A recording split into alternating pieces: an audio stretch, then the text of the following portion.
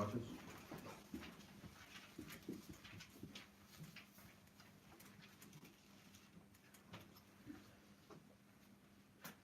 Denn wiewohl ich frei bin von jedermann, habe ich mich doch jedermann zum Knechte gemacht, damit ich so viele wie möglich gewinne.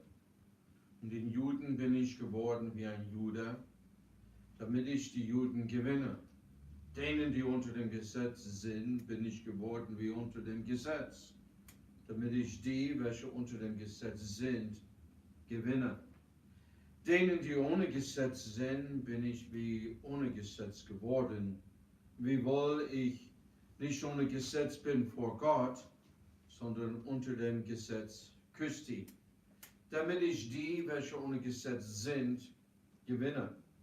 Den Schwachen bin ich geworden wie ein Schwacher, damit ich die Schwachen gewinne. Ich bin allen alles geworden, damit ich auf alle Weise etliche rette. Solches aber tue ich um des Evangeliums willen, damit ich seiner teilhaftig werde. Vater, wir danken dir für dein Wort. O Vater, für das Beispiel, das Vorbild, das du uns gegeben hast, den Apostel Paulus, was alles tat, um des Evangeliums willen. O himmlischer Vater, ich bitte dich, eröffne uns dein Wort. O himmlischer Vater, was du von uns forderst. O himmlischer Vater, wir werden es auch genau tun. O Vater, aus Liebe zu dir, wie Paulus dich, o Vater im Himmel, liebte, mit allem, was hatte. So Hilfe, segne, wirke, rede, o Herr, für deine Ehre. In Christi Namen. Amen. Amen. Ruhig sitzen. Und Paulus verteidigte sich. Er ist doch ein Apostel und die Korinther waren das Siegel seines Apostelamts. Er sagte auch, warum er sich verteidigte. Er wollte kein Hindernis des Evangeliums sein. Dort gibt es nichts Schlimmeres. Die meisten glauben das nicht. Aber das Evangelium zu verhindern, das ist das Schlimmste, was man tun kann. Weil wenn Menschen das Evangelium nicht glauben, die kommen in die Hölle. Und die kommen nie wieder raus. Und ihr Elend wird nie aufhören. Und wenn man hier, es ist ihm eigentlich egal, was gibt Schlimmeres als das? Man nennt sich Christ. Und jetzt redet er über seine Freiheit, sein Wesen und warum er tat alles, was er tat, um des Evangeliums willen. Und ich muss mal echt sagen, das sind wir heute in dieser Freiheitszone. Wir sind in Laodicea Rechte des Volkes. Ja? Niemand kann mir was sagen. Ich tue, was ich will. Ja? Wir sind mehr oder weniger auf Berg Ebal. Verflucht. Und wer, wenn das gesagt wird? Ja? Wir sind dort, wo Gewinn ist Gottseligkeit. Und man gewinnt aber nichts. Nun, Paulus sagte, alles was er tat, tat er um des Evangeliums willen. Das ist, was wir anschauen wollen.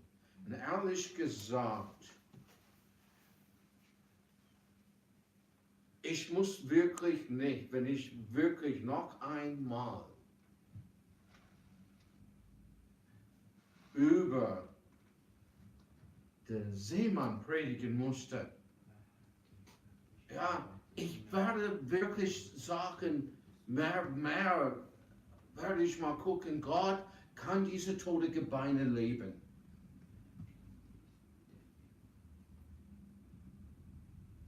Ja, da kannst du mal tote Gebeine aufstellen und die immer motivieren, aber die sind tot. Ja? Und wir haben eine Wand voll Saat. Die Saat, holen das. Und ehrlich gesagt, wir sind alle, manche weniger, manche mehr. Ja, ich weiß wirklich nicht, ob die DDR, die Gehirnwäsche schlimmer ist als heute. Ich weiß es nicht.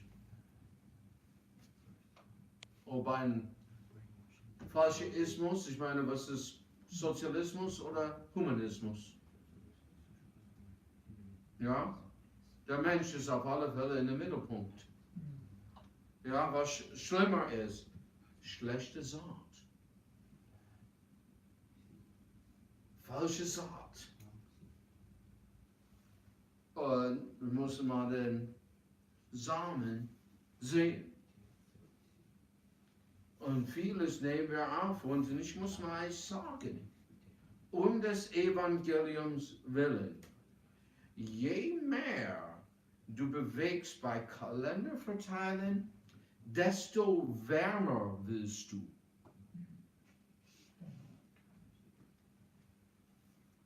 Eins. Zwei. Ja? Je mehr man probiert zu verteilen, desto schneller gehen die. Ja? Ja, das ist, weißt du, wenn man Hände in der Tasche und irgendwo friert, es wird nicht besser. Und die Stimmung wird nicht besser. Ja? Und nun, Paulus tat alles um des Evangeliums willen. Und hier ist das Interessante, in Vers 9, da heißt ein Mensch, er ist frei, aber doch ein Knecht. Frei, aber doch ein Knecht. Nun, schau mal in Vers Nummer 1. Bin ich nicht ein Apostel, bin ich nicht frei. Habe ich nicht unseren Herrn Jesus Christus gesagt, sei nicht ihr mein Werk in dem Herrn. Nun, Paulus sagt, er ist frei. Und er sagte, denn wie wohl, ich bin frei von jedermann. Galater Kapitel 5 und Vers Nummer 1. So stehet nun in der Freiheit, zu der uns Christus befreit hat, und lasst euch nicht wiederum unter das Joch der Knechtschaft bringen. Es gibt ein Joch der Knechtschaft. Eigentlich das wirklich am Ende heutzutage, du probierst Menschen gefällig zu sein und das wird nicht gehen. Und eigentlich, je gesetzlicher in dem Sinne ein Mensch ist, desto weniger er das Gesetz hält. Weil wie viel von dem Gesetz ist wichtig zu halten? Alles. Da hast du einen Punkt rausgelassen und bist verflucht. Und er sagt, er ist frei. Aber was macht er? Er geht nicht unter die Joch der Knechtschaft von dem Gesetz. Ich habe mich doch jedermann zum Knecht gemacht, damit ich so viele wie möglich gewinne. Was macht er aber hier jetzt? Das ist der Mann, der frei ist. Und hier ist das wirklich, wenn du das nur tun, was du willst, wann du das willst und mit wem du willst, du bist ein furchtbarer Knecht. Du bist nicht frei. Nie. Schau mal Kapitel 10, Vers 33. Gleich wie auch ich jedermann in allem zu gefallen leben, suche nicht was mir, sondern was den vielen nützt, damit sie gerettet werden. Er sucht nicht sein, sondern was die vielen nützt, um sie zu erretten. Matthäus 20, 26 bis 28.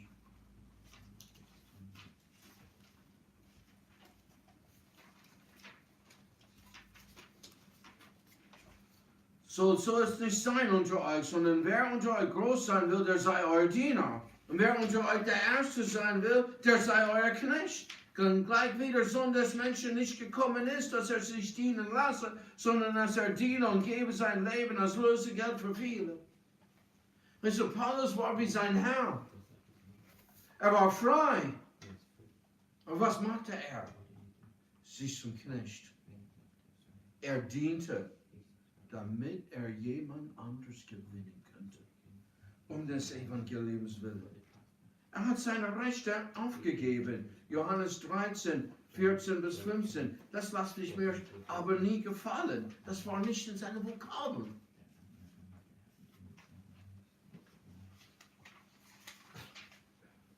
Wenn ich nun, euer Herr und Meister, euch die Füße gewaschen habe, so sollt auch ihr untereinander die Füße waschen. Ein Beispiel habe ich euch gegeben, dass ihr tut, wie ich euch getan habe. Das Füße waschen, das ist nicht gerade etwas wunderbar. In besonderer Weise in der Zeit, aber es ist etwas, das jemand anderes geholfen hat. Und er hat sich zum Knecht gemacht. Galater Kapitel 5 und Vers Nummer 13.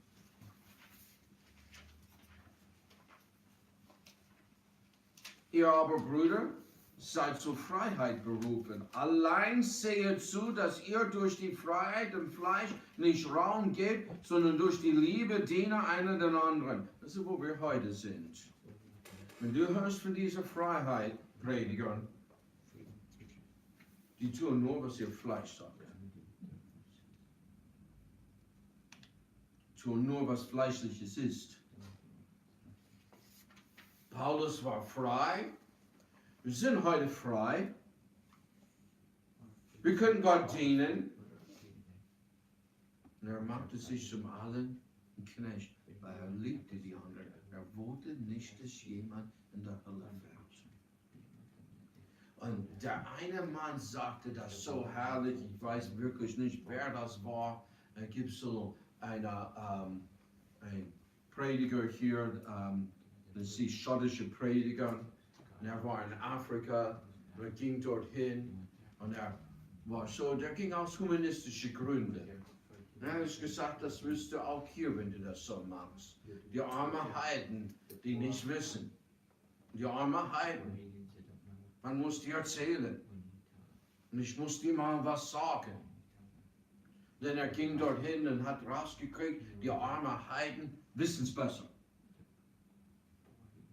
Und die armen Heiden wollen nicht wissen. Und Gott hat gesagt, ich habe dich nicht hierher gebracht für die Heiden, sondern für mich. Und gehst mal heraus, hey, die Heiden hier wollen es nicht hören. Und ehrlich gesagt, deswegen geht die wenigstens raus. Oder versteckt sich. Und letzte Woche, der Lars sagte, ihr gebt die an den Mann? Ja. Das ist auch gut, du gibst die in der Postbüchsen. Die geben dir einen Mann. Aber du kriegst heraus, der Mann, was? Ist nicht begeistert. Wenn Fleisch geht gegen Fleisch, ist ein Problem. So, man muss sich zu Knecht machen, dienen in Liebe. Weil Menschen brauchen den Herrn Jesus Christus.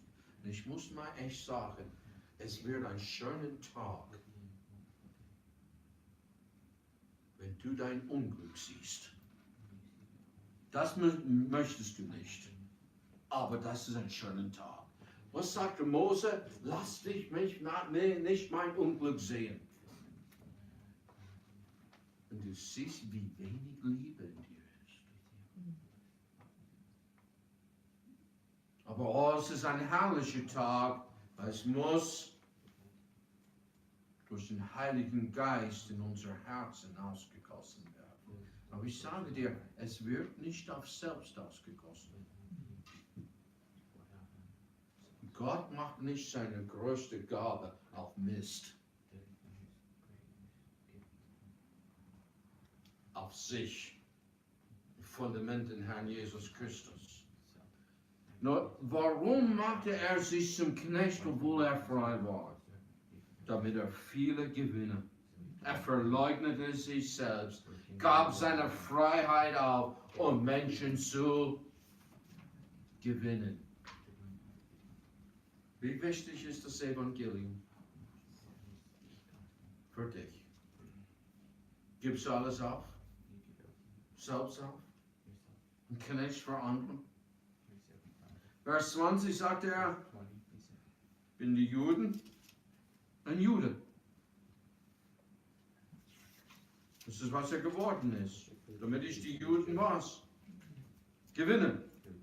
Nun gehen wir in Apostelgeschichte Kapitel 16, Vers 4.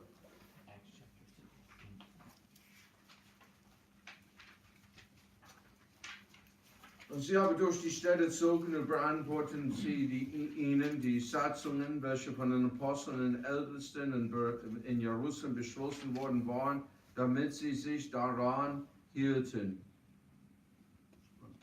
Vers 3 eigentlich habe ich. Diese wollten Paulus mit sich ziehen lassen und nahmen ihn und beschnitten ihn um der Juden willen, die an jenem Orten waren, denn sie wussten alle, dass sein Vater ein Grieche war. Nun, die Beschneidung ist eine interessante Sache. Wirklich, bis auf den heutigen Tag.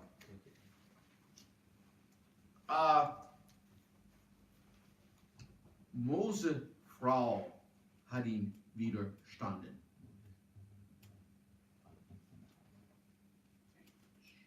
So, der Widerstand ist seit langem. Und Gott war nicht ganz begeistert darüber. Lesen wir nächstes Mal in 2. Mose, was er tun wollte mit Mose.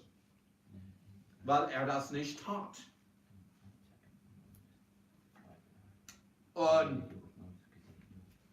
Timotheus ist Oma, Mutter und fromme Juden. Aber er war nicht beschnitten. Ich kann mir mal vorstellen, sein Vater,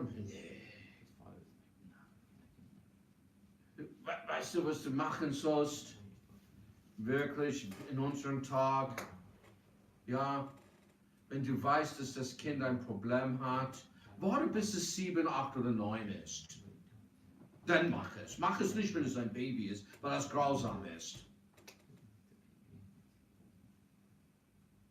Kann sein, du bist ein Doktor, aber du hast einen Knall. Du hast keine Liebe. Ja? Eigentlich ist ein bisschen Hass aus wegen Judentum. Welches Baby fühlt das? Ich kann mich noch entsinnen, weil der Junge, der konnte nicht pullen, ne? Und dann endlich, und ich wusste, wo ein Baby war. Weil die sind so abgeneigt. Hier ist, was ich sagen will. Paulus nahm Timotheus und hat ihn beschnitten wegen der Juden. Und die zu gewinnen. Wirst du so weit sein? Was ist wichtiger? Timotheus war nicht 8 Tage alt. Ja? Gehen wir weiter. Apostelgeschichte 21, 24. Nun, ich muss mal wirklich sagen, dass Paulus war nicht der Apostel zu den Juden. Aber wie viel von Petrus hört man? Nach Kapitel 15.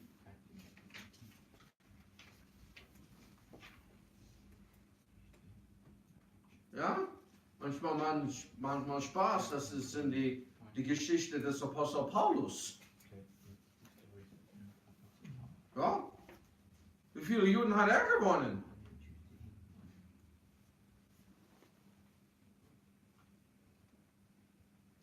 Nun, Apostelgeschichte 21, 24. Die nimmst du dir, reinige dich mit ihnen, trage die Kosten für sie, dass sie ihr Haupt scheren. So werden alle erkennen, dass es nicht so ist, wie ihnen über dich berichtet worden ist, sondern dass du selbst auch nach dem Gesetz wandelst und es hältst. Nun, ich kann mir mal vorstellen, hier ist Paulus, er geht mal dorthin, gibt eine große Kontroverse und es ist überhaupt nicht wahr. Aber Punkt 1, ja, was war er? Aber was machte er? So, was hat er abgegeben? Seine Rechte. Hat er getan, was die Juden sagten? Nein. Er beschnitt Timotheus und er bringt Titus in den Tempel?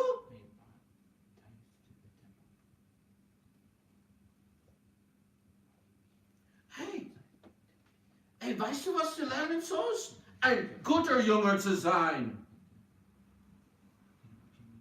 Ja, das sollst du mal lernen. Damit du umsiehst von Abel zu Gerizim. Hey, ich sage dir genau, was geschehen ist. Titus,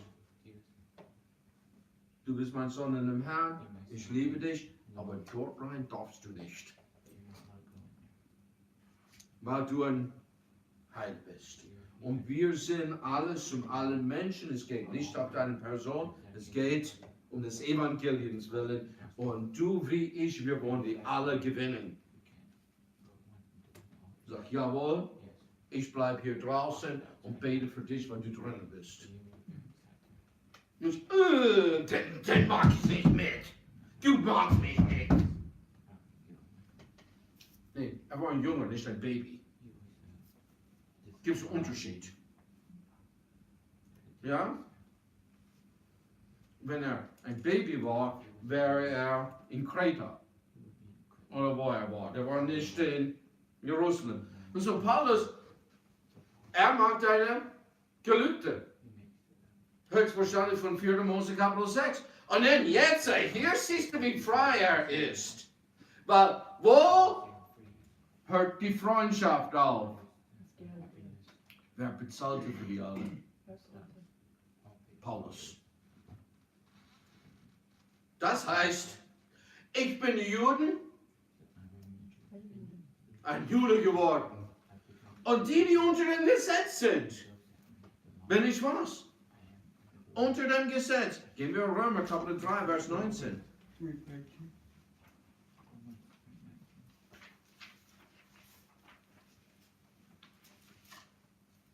Wir wissen aber, dass was das Gesetz sagt, es sagt denen, die unter dem Gesetz sind, auf das jeder Mund verstopft werde und alle Welt vor Gott schuldig sei.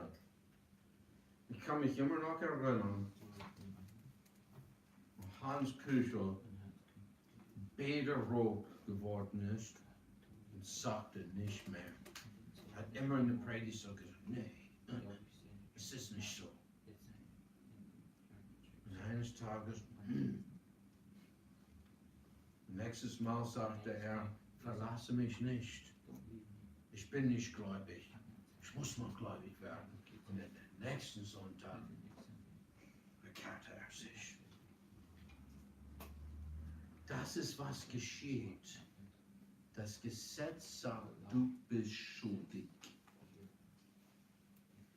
Und wir sind alle schuldig.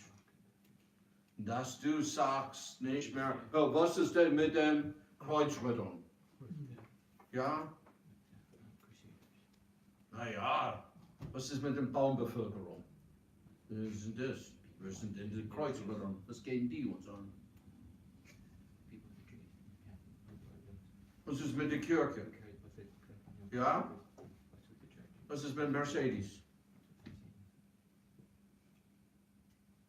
Wenn du eines Tages siehst, du stehst vor Gott.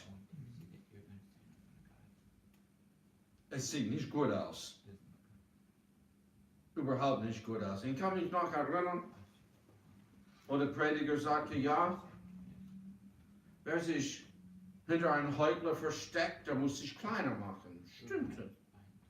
Und alle Heuchler kommen in der Hölle.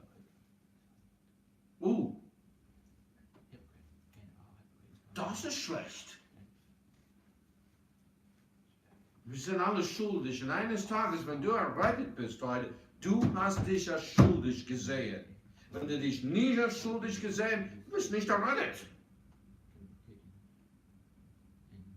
Das geht nicht.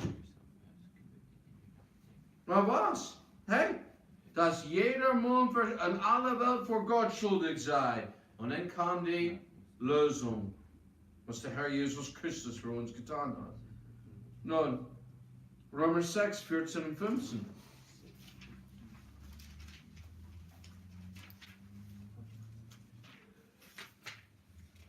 Denn die Sünde wird nicht herrschen über euch, weil ihr nicht unter dem Gesetz seid, sondern unter der Gnade. Wie nun? Sollen wir sündigen, weil wir nicht unter dem Gesetz, sondern unter der Gnade sein? Das sei ja. Er war unter dem Gesetz. Das Gesetz sagte ihm, warum kämpfst du gegen mich? Und dann war es, dass er befragt wurde. Jetzt Paulus, jetzt alle, die errettet sind, die sind unter dem Gesetz oder unter was anderes? Unter was sind die? Unter der Gnade. Es sind nicht mehr unter dem Gesetz. Galater 4, 5.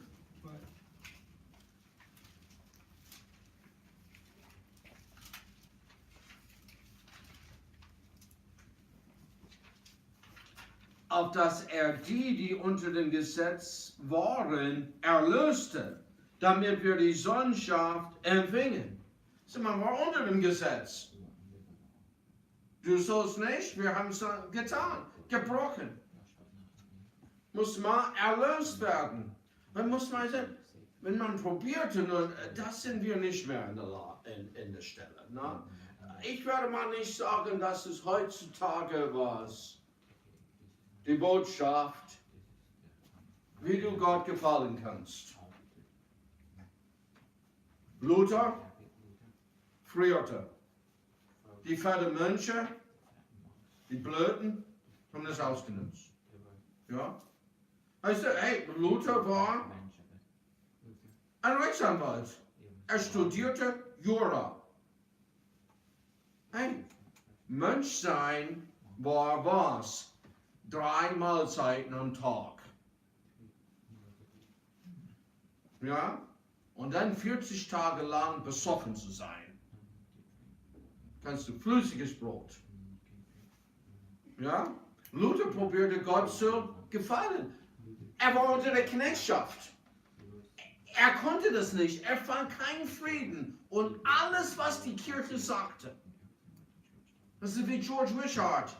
Er hat alles gemacht, was die Kirche sagte, und was finde kein Frieden.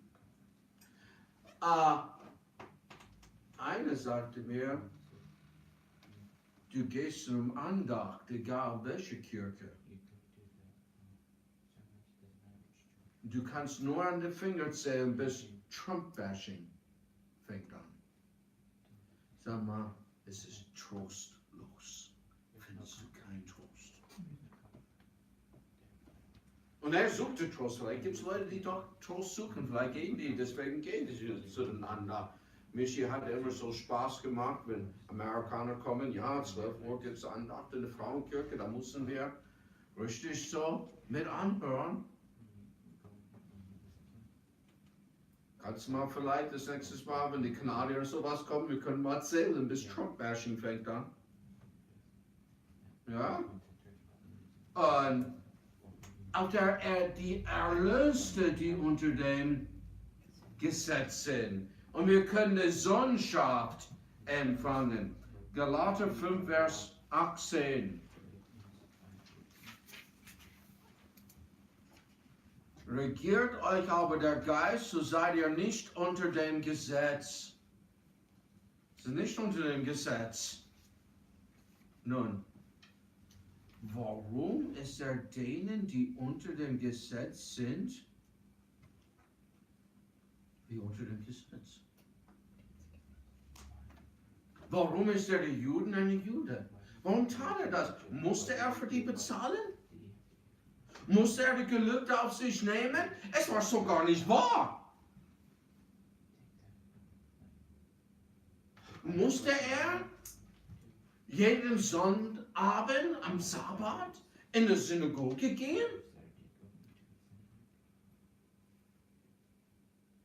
Ich kann mir vorstellen, er hat die ganze andere Sachen auch mitgemacht.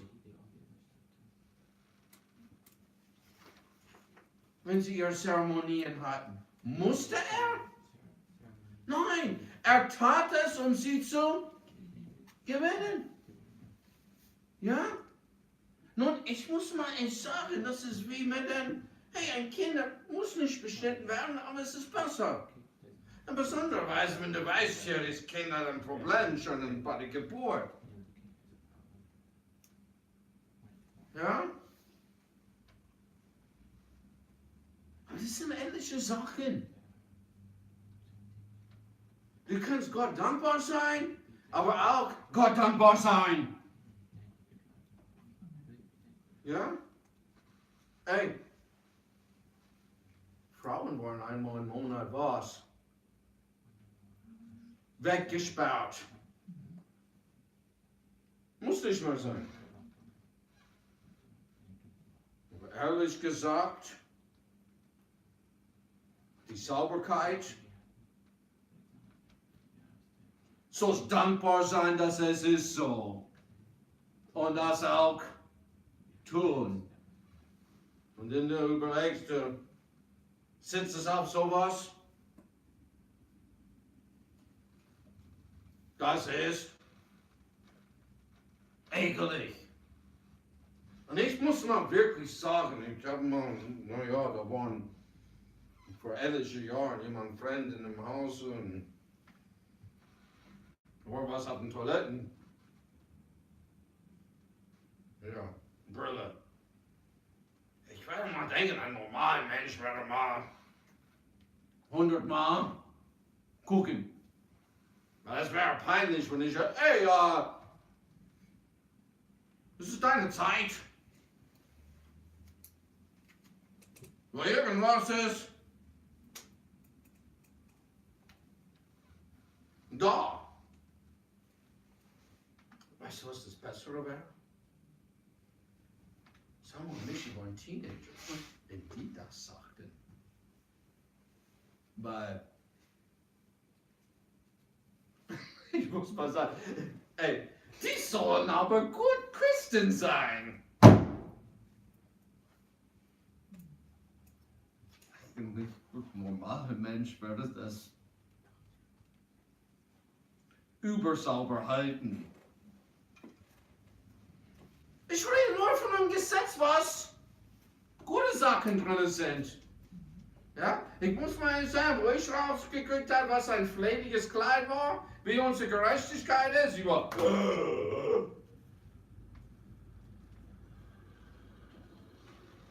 Ja, da, nein, das ist noch ein Furchtbar.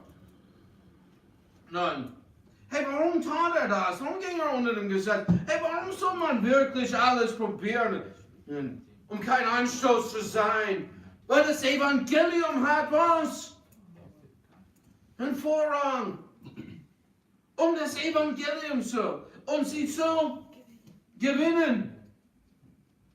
Dann Vers 21. Hey, die Heiden, bin ich ein Heide geworden?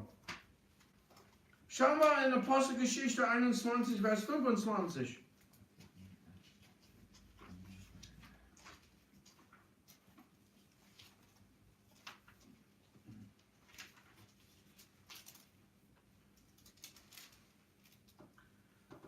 Aber wegen der Gläubigen aus den Heiden haben wir beschlossen und geschrieben, dass sie nicht solches halten sollen, sondern sich bewahren vor dem Götzenopfer, vor Blut, vor Erstickten und vor Unzucht.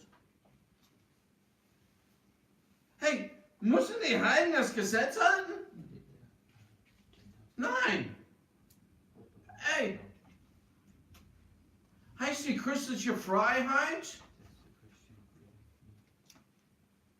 Wir haben 2 Namen auf unserem Briefkasten,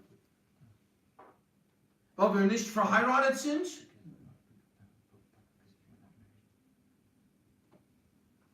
Nee, man soll sich von der Hurerei entfernen. Ja, das Blutessen, muss man mit dem Götzenopfer aufpassen, steht's da, vor Erstickten. Nun, ich muss mal eins sagen, wo wir sind heutzutage. Ich bin der Meinung, wenn ich das fachlich verstehe, essen wir Erstickten. Weil die werden irgendwie so, bumm, kriegen so eine Art Schock. Und wie heißt das hier? Schächten. Findet die Deutschen und die deutsche Gesundheitsministerin nicht gut. Wir haben auch so halbwegs geschächtet in Rumänien. Man hat da das Schwein, ich weiß nicht, ob warst du nicht da? Wer war? Einer von euch 2 hat es gesehen. Schwein gestochen und weißt du, was rauskam? Blut. Besseres. So. Und mich gefragt, da hat jemand hier geschlachtet. Ja, einmal. Ja. Nun, ich weiß wirklich nicht, wie du das nennst. Ist es halb Erstickten? Ich weiß nicht, ob es Schächten ist oder was es ist. Ich weiß nur, dass ich wäre viel lieber, dass du nennst mal eine Panzer und mich anschießt, als mit einem Pfeil und Bogen. Weil ich habe noch nur einen Reben Pfeil und Bogen getötet. Aber es erstickt. Es blutet. Ja, machst du es auf und es kommt alles raus. Und wir haben es aber 3-4 Tage in unserem Keller hängen lassen, dass es alles rauskommt.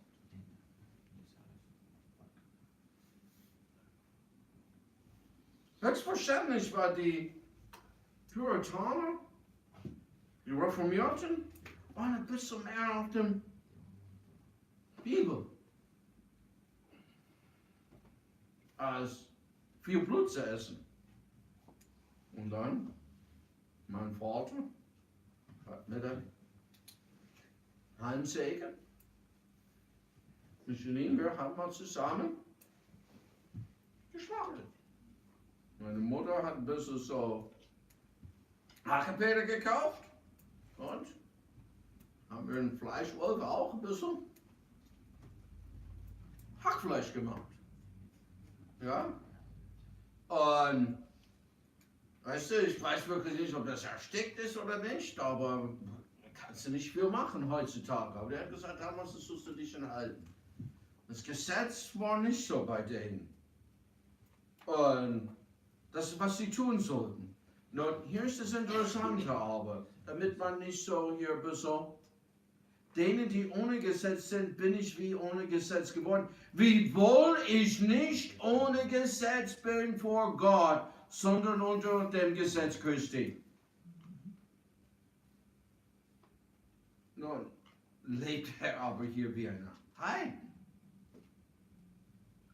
Nun, wegen der Zeit, Matthäus 5, 17 bis 19, das Gesetz ist nicht aufgehoben.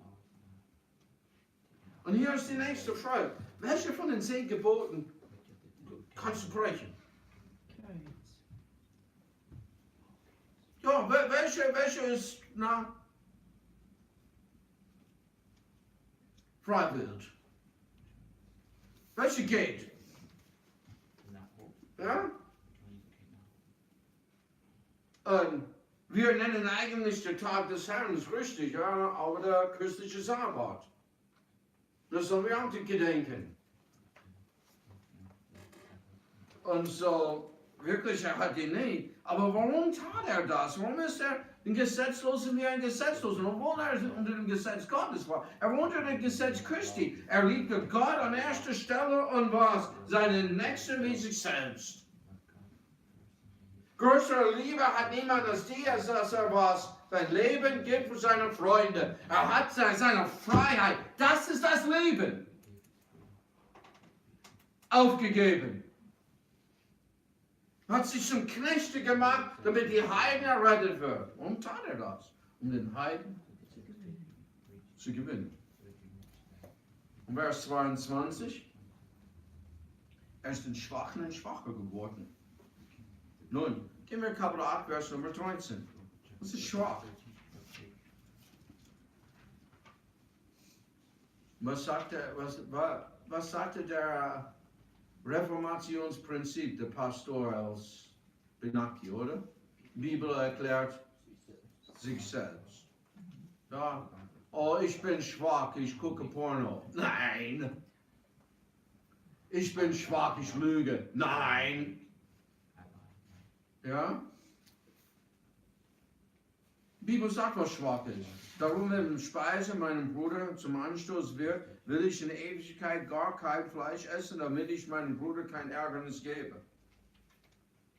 So schwachen hier haben wir Speise und Fleisch.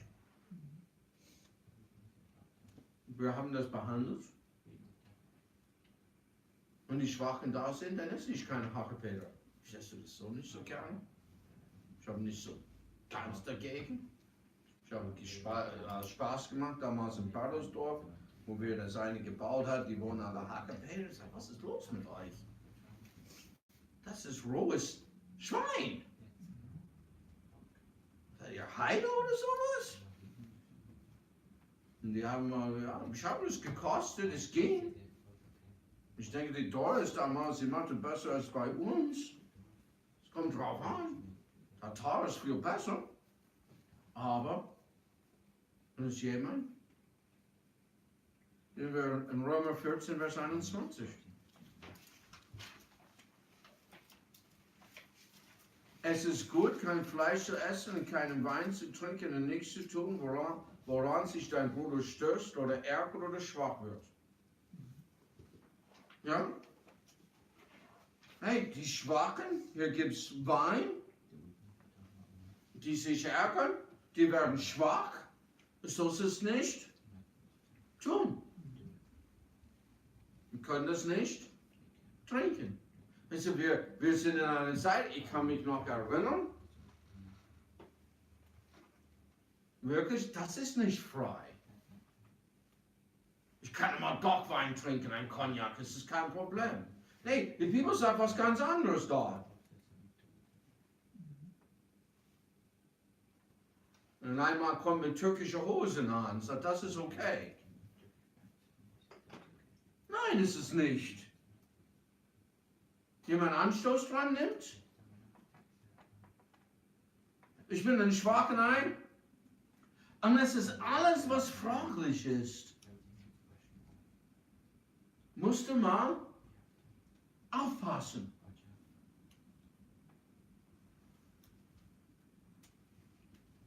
Hat er jenen gesagt, den Schwachen, das ist okay, das darfst du?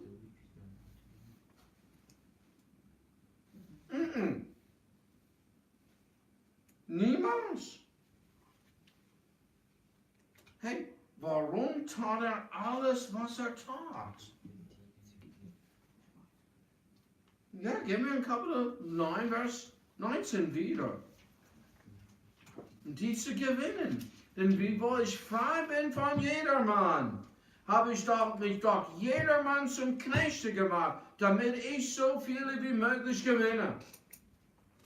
Wolltet ihr alle was gewinnen? Deswegen macht er sich zum Knecht. Gehen wir in Kapitel 7, Vers 16.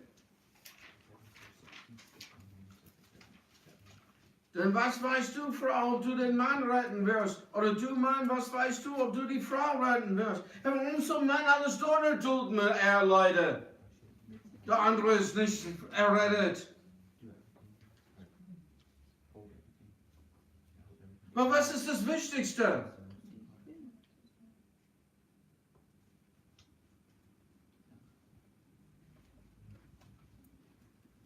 Das Wichtige ist was?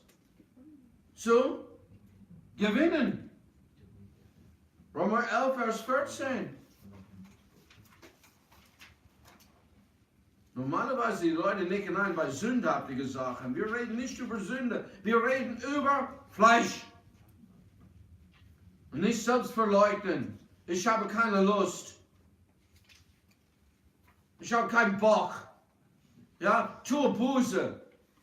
Aber weißt du, was wie es ist, wenn Gott sagt, ich habe keinen Bock, dich zu segnen? Ey, probierst du Strom aufwärts ohne Motor. Ja? Weißt du, wir waren einmal hier, ich weiß nicht, wer mich hier alle gezogen hat, aber ihr seid alle stromaufwärts. Und Gott wahrscheinlich lacht dabei. Hier sind ein paar Rohre und Paddeln hier. Hahaha, kannst es nicht bringen in stillem Wasser, jetzt mache das hin.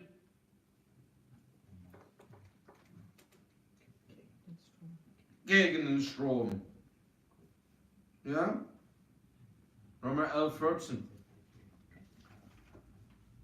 Ob ich die mein Fleisch sind, zum Nacheifern reizen und etliche von ihnen erretten könnten. Weißt du? Hey, er ging zu dem Heiden. Und Gott rettete und wirkte mit dem Heiden, damit er was? Seine Landsleute reizte, damit sie auch gewonnen wird. Nun, Paulus zeigt wahre Freiheit als ein Christ. Er machte sich zum Knecht. Wie sein Meister. Er war frei von allem, aber er machte sich zum Knecht. Von allem. Bei den Juden tat er, was das Gesetz sagte, obwohl er nicht unter dem Gesetz war. Und wir reden nicht von, du sollst nicht lügen. Ja, es sind sehr viele Gesetze. Sehr viele. Bei den Heiden lebt er frei, obwohl er war nicht gesetzlos. Ja. Ich redete mit einem hier aus der Ukraine. Ich sag mal, hey du, ich habe mal gemerkt, dass die Leute da, die halten keine Termine. Und das ist bei denen hier, also das ist egal. Und ich sagte, ja, so sind wir in unserem Land. Und wo ich hierher kam, musste ich mich besser ändern. Ja? Das ist auch so ein bisschen mehr verantwortungslos. Ja? Also wir haben das, vielleicht habe ich das mit Samuel heute früh gesprochen über eine Sache, weißt du? Es ist ungefähr das Gleiche, aber wenn du das ist, geht ein bisschen tiefer, aber es ist dort drin. In den letzten Tagen haben wir Truce Breakers. Die geben ihr Wort und sie brechen das.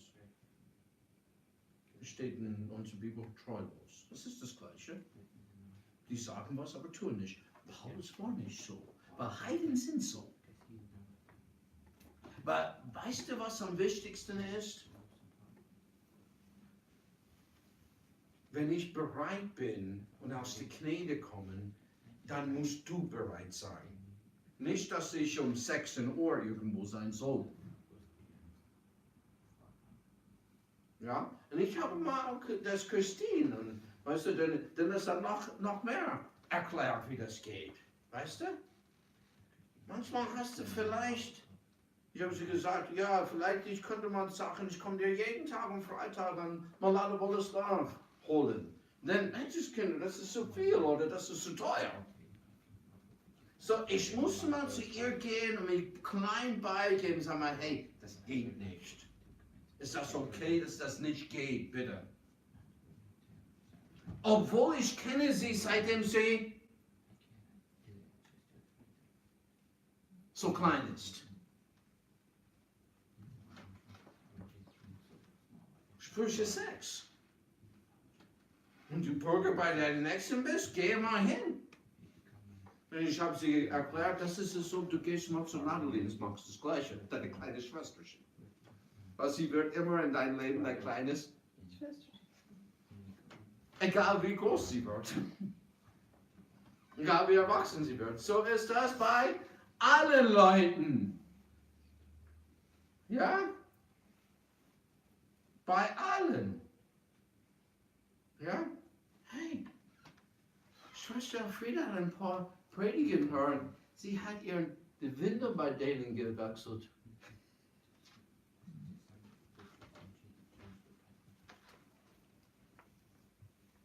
Ja?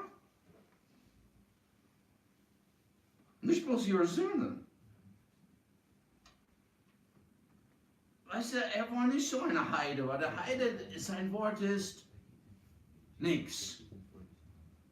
So sind wir heutzutage. Bei den Schwachen stößte er sich nicht an. Warum tat er? Warum tat er das? Er muss es nicht. Aber er tat es, weil das Evangelium Vorrang hatte. Hat das Evangelium Vorrang bei dir? Gehen wir in den letzten Vers wieder, in 1. Korinther Kapitel 9. Solches aber tue ich um des Evangeliums willen, damit ich seiner tathaftig werde. Hat es den Vorrang bei dir? Soll es? Hey, ab jetzt soll es das Evangelium Vorrang bei dir haben. Hey, wir sollen es alles tun um des Evangeliums willen. Ich kann mich noch erinnern, es sind zwei verschiedene, die kamen mit uns draußen, Missionare. Und ich verstehe nicht, warum der eine kam, wie er kam. Weißt du, aus Rumänien kam wie ein Sommersocke. Du musst wissen, dass es hier kalt ist. Ich sage dir, Rumänien ist kalt. Ja. Aber er blieb die ganze Zeit draußen.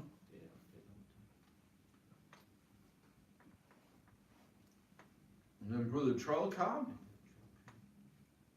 Er hat nur ein bisschen geguckt, dass wir alle keine so Sonntagsschuhe anhatten. Ich fand das ein bisschen komisch. Dann wo er sah, so viel Schnee. Und dass das uns nicht aufgehalten hat. Er fragte mich mehrmals, kann ich mal mit den Mädels dort reingehen? Ja, warm werden? Ja, das ist kein Problem, ich verstehe das. Ja. Alle beiden haben nicht, weißt du, um des Evangeliums willen, nicht geschimpft. Weil ich muss mal sagen, das ist nicht gerade das Beste zu tun, zu jammern in einer Gemeinde, wo du Unterstützung haben willst, damit du das Evangelium woanders predigst.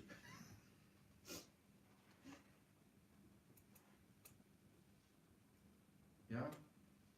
Das ist nicht vernünftig. Das Evangelium soll den Vorrang haben. Da kannst du mal sagen, so Menschenkinder, ich bin übelst froh, dass wo ich bin, es ist heiß. Ich nicht. Ja? Nicht ich. Ich lebte in Houston. Ja? I was dreaming of a white Christmas.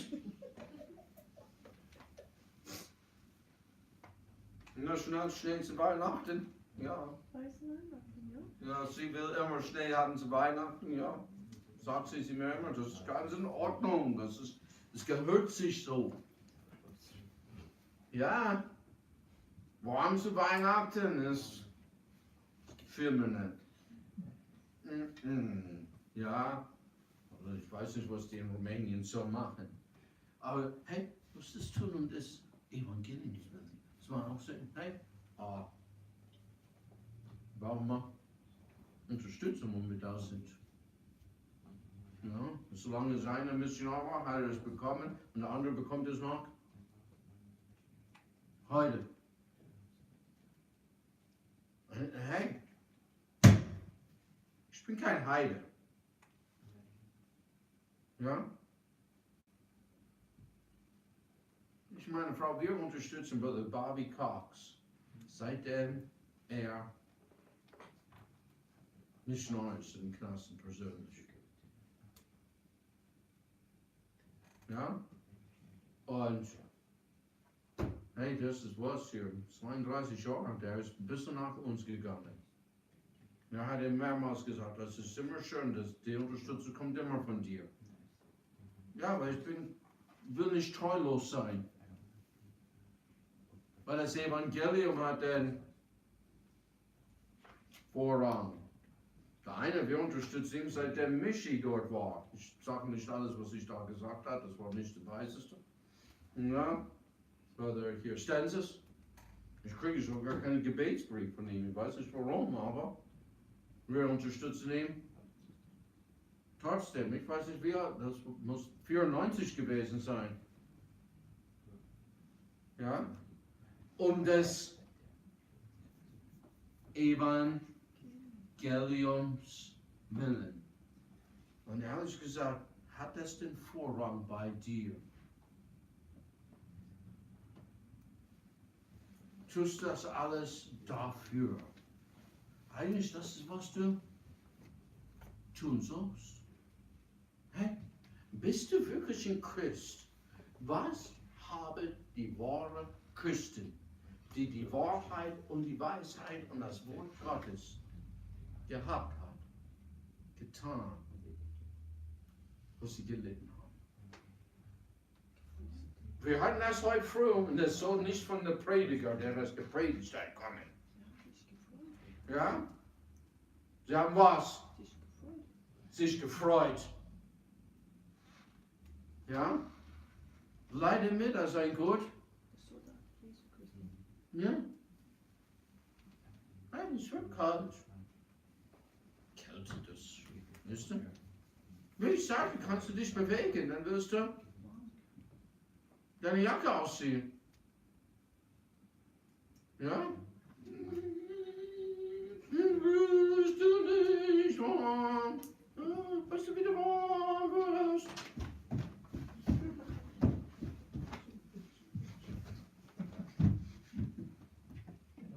Ja? Da wirst du warm. Und hey, weißt du, bist du auch warm? Ja?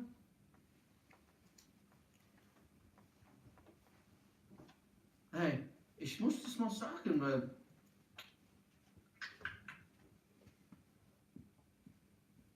ja, du musst es aber wissen. Ja, Steffen? Wo geht die meiste von der Wärme raus?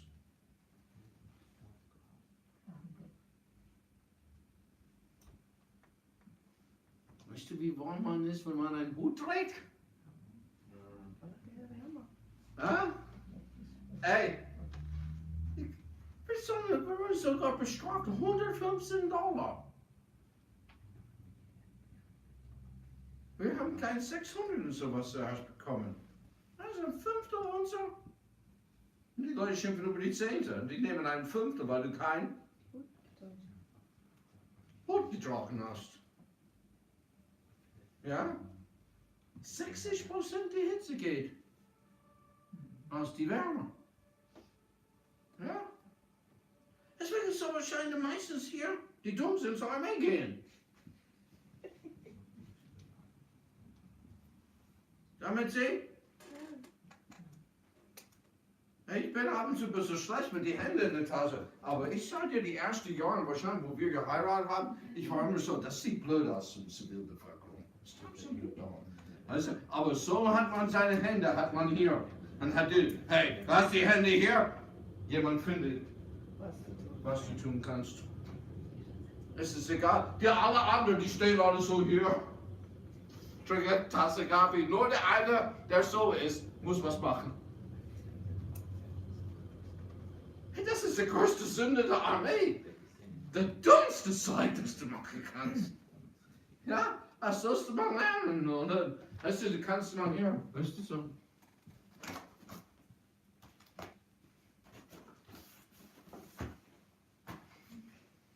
Und niemand wird sagen, was macht denn der? Und der macht irgendetwas. So ist es bei der Armee. Da machst du irgendetwas. Ja.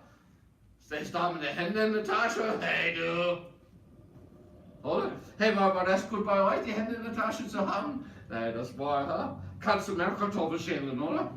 Ja, die bringen dir was und dann, ja. Oder du musst mal die Stinkkartoffeln rauslesen. Das ist eine schöne Arbeit. Zwiebelschälen. Zwiebelschälen, das ist auch gut. Hast du das für gemacht? Oh, Steffen. Hast du jedermann gelernt? Aber die wird in Wasser gelegt. Die ist bei mir scharf. Aha, aber das ist nur eklig. Ach, was denn? Ja, Zwiebel. Na, das ist eine ganz andere Armee. Da habe ich noch nie bei der Armee erlebt. Kartoffelschälen ein bisschen und dann, hey. Die kann ja gestellt. Ja. Die haben gestellt. Oh, bei uns andere nicht. ist es, die alles machen. Aha, na, die finden immer was zu machen. Wir haben Stöcke aufgelesen in dem Wald. Ja, und dann war es zu ordentlich. Keine richtige Wald, wir müssen zurück. Aber wir hatten nichts zu tun. Und wir sahen so aus, als ob wir... Vielleicht, wenn wir so auf Leute gemacht haben, wo wir Maschinensuche und warten. Ja, das ist... Aber hey, um des Evangeliums willen. Muss alles tun, weil du weißt nicht. Ne? Lesen wir das Vers. Für deinen Stolz. Ehrlich gesagt, ich liebe euch alle. Wer hat das gesagt? War das der Erich? Nee, Milke. Milke, ja. Hieß er auch, ist Erich? Ja. Ja, die waren alle so, wenn du Erich bist, dann kannst du mal in Macht sein. Damals. Ich liebe euch allen. Ich will nicht, dass du ein Gräuel bist in Gottes Augen. Ja, weil der Hochmütige sind. Prediger Kapitel 11, Vers 5. Gleich wie du nicht weißt den Weg des Geistes und wie die Gebeine im Mutterleib bereitet werden, also kannst du auch Gottes Werk nicht wissen, dass tut überall. Du weißt nicht, was Gott tut. Du weißt nicht, was macht. Wenn wir Leute sogar warnen sollen und die fluchen und was? Wir wollen keine Kalender. Oder noch schlimmer, das ist schlecht für den Stolz. Noch schlimmer, schmeißen es weg. Oder zerreißen es und schmeißen es weg. Ja? Okay? Haben die gewarnt? Was haben die anderen getan? Wie viele warnen die? Wenn wir schon warnen, jeder. Du weißt nicht, was Gott tut. Keiner von uns weiß, was Gott tut. Aber ich sage dir eins, Natalie. Bei Natalie tut etliche bei uns sortieren. Und etliche tun vorsortieren. Und etliche tun die Maschine bedienen. Ja? Ich frage die immer, ob sie diese Tool braucht. Aber ich sage dir was mit Gott. Er tut was. Ja. Ja? Er tut was. Ja? Und sortieren, das ist auch was tun. Ob man tun sortiert, das weiß ich nicht. Sei denn, dass du bist ein Sachsen. Ich dachte, du warst erst mit Michi. Und dann ich hörte das auf Arbeit, weil Michi, der tut immer was. Ja? Und dann ich hörte das auf Arbeit. Ich sag mal, hey, ist das sächsisch oder was? Er tut arbeiten, geht er nicht bloß arbeiten? Und dann die fingen an zu lachen. Sag, ja, das sind so Sachen. Oh, okay, das ist gut. Weil ich habe das erst wirklich so richtig in Ohren gekriegt bei Michi. Aber ich sagte, Gott tut was. Hier ist die Frage, tust du was mit? Du sollst du mal was mittun. Und nichts, keiner nichts tun. Ja, und das ist nicht gut. Tu alles um des Evangeliums willen. Wie Paulus, wo wir sind, was? Frei. Wir sind frei, um Gott zu dienen. 98 und singt dem Herrn. In 98 sind wir